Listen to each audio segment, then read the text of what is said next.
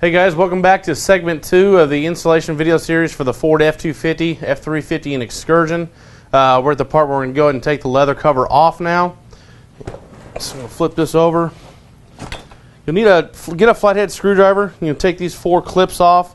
The inside rim of this can be pretty sharp, so you want to use the screwdriver to get in there. You don't just want to pull it with your hands. You can cut yourself up pretty bad. I almost just stabbed myself. That would have been awesome. Let's keep doing around here.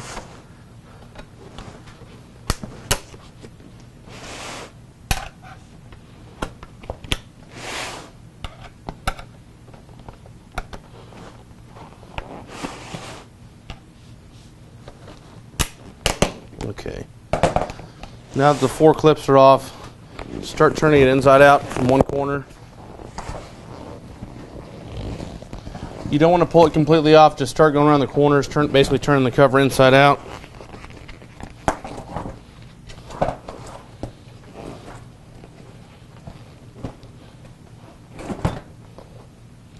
Put the tab in the back here.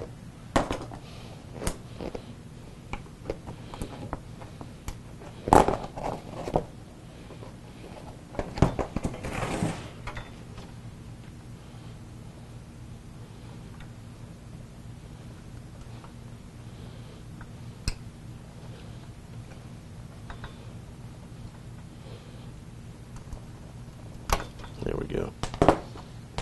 Okay, now you need to get your snips. Most of the fork covers are held on with hog rings. So you can see down the strip here, and you have different rings going down the sides. It's just like a big metal staple that hooks it on. Take your snips, and you grab the ring. If you can snap quick, you can cut all the way through it if you want. But if you just squeeze kind of tight on it without trying not to cut it through, and then twist, it'll pull off like that. The ring will separate. This makes it a little easier, so you don't have to dig little pieces out if you snap it in half. There we go. Go all the way back.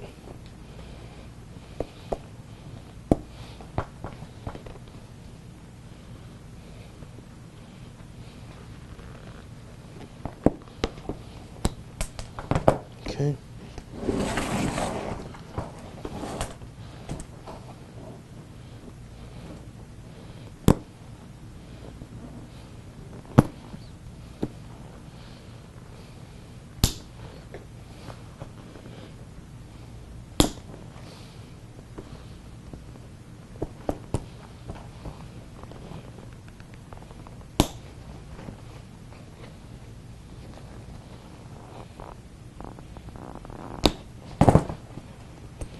Okay.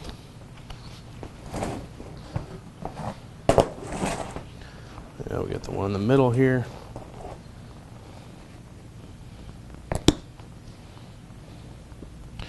When you're putting these back on, you may wonder, hey, how do I know where to put each hog ring? You can see there's a little space. You'll see the foam, and then you'll see a little wire that's exposed. So that's where you know we need a hog ring. So we saw, then you'll have a little space where the bar is to hog ring it on. So you'll know it's really easy to see each slot that needs a hog ring. Okay, go to the back.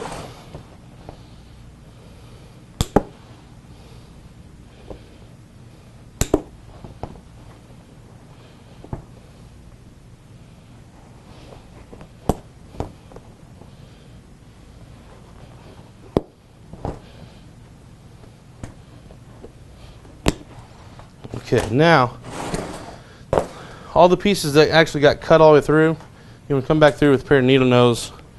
You want to pull them out, pull those little fragments out. You don't want any little sharp pieces of metal left down through there.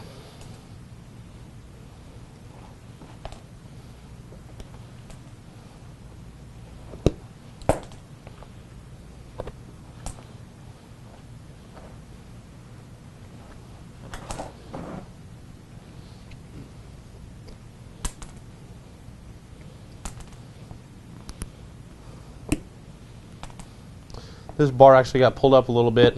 Don't worry about it. I'll show you how to fix that here in just a second. If you happen to pull this up, sometimes when you pull the cover up, they're already like that. Let's see here. Okay, now, perfect. As you can see, this seat has seat heaters on it. That's what this white foam pad is. Sometimes these things burn out. He's got the little wires that run through it. If you see a little black burn mark, that means it's shorted out. You can get a new heater to put on there. They're pretty easy to put on. I'll show you how to do that here in a minute. Back to this piece here where the hog ring was hooked on. We need to glue this piece back down. You'll take a can of 3M spray adhesive. You can get it at Lowe's, Home Depot, anywhere. It's about $4 or $5 for a can of this.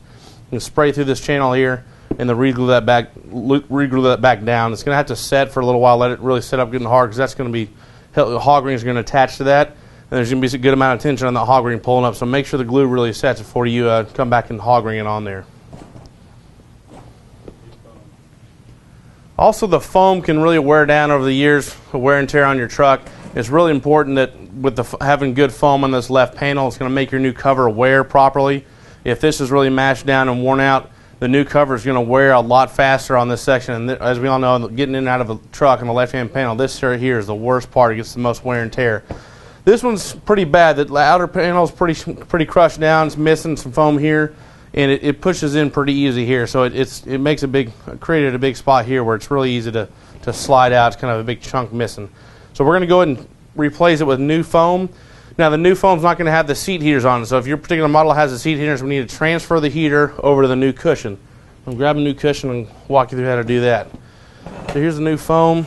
Now we're going to pull this off, the old heater. It basically just has an adhesive strip on both sides running down the sides of it. So just peel this back. There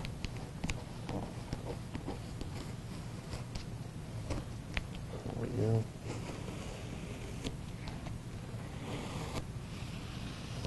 Okay, now that that's loose, come back with our 3M spray adhesive again, and we're gonna I'm gonna glue in the same channels where it was before. I'm just gonna run a strip down these side pieces here. So just go a little bit, get this here, get this lined up.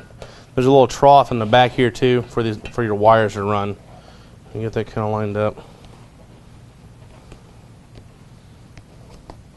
All right, where we're going with it. Okay, get it here, and then I'll just pull a flat back. I'll spray it.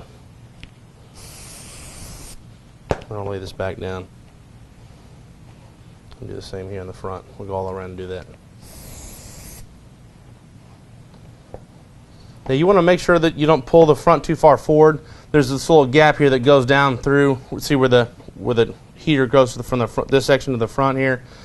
You don't want this to be too far tight like that, because when you sit on it, you put pressure on it, it's going to snap that wire. So make sure that this really pushes down in that gap where the foam goes down and over. Make sure it's got plenty of the slack that goes down. So make sure you don't pull this too far back and then too far forward, making it tight like that. But you're guaranteed to snap that heating element throughout the heat pad there when you sit the first time you get it in the truck to sit on it. All right, we can get the rest of this glue set, come back, put the new cover on it. All right, I got a little tip for you in terms of cleaning and color match for your seat covers. It's really, really important that you clean your leather real well. You can see on this cover here, we've cleaned half of it, the other half we hadn't cleaned. Another thing, a lot of questions we get on the phone too is about the leather shining. People talk about the leather in their trucks really shiny, and they want to know if the new cover is going to match that shine. The shine is from all the years of wear and tear and the oils from your skin back and forth sliding over. It's going to make it smooth the grain out some, and it's also going to make this shine. So we come out when we clean the top, or usually we clean the top because we replace the bottom. We use Scrubbing Bubbles bathroom cleaner of all things. Now, Scrubbing Bubbles definitely isn't made to scrub leather with, but for a one-time clean, it does a fantastic job. We've used all kinds of things, and this thing the Scrubbing Bubbles has worked the best for us. As you can see the color difference here. It makes a huge difference. We'll spray a little bit on there, take you a scrub brush and a rag, and you don't have to push real hard on it. Just kind of go back and forth real lightly on it and then wipe it off. If you happen to have the logos on your cover, we don't brush over this. We'll spray some on there and wipe it off, but I don't want to sit there and scrub the logos right there. I'll clean a little piece right here and spray a little bit. You don't want to let it sit on there. Just spray it on and just kind of lightly go back and forth on it. You may have to go over it a couple different times. I do a little section at a time. Like that.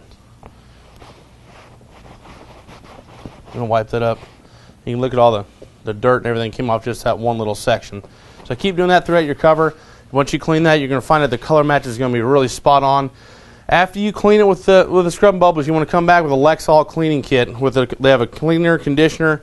We offer this kit for sale if you would like to buy them from us. We got them for $10. 8-ounce conditioner, 8-ounce cleaner. It's got 2 little foam pads to put it on with. After you scrub it with the scrub and bubbles, come back over with a lot of the conditioner and really just layer that stuff on there so you don't dry the leather out. This is real good stuff to use. All right. Now we're pretty much done with that. We're going to get back to the install, finish redoing the bottom, and get the seat put back together.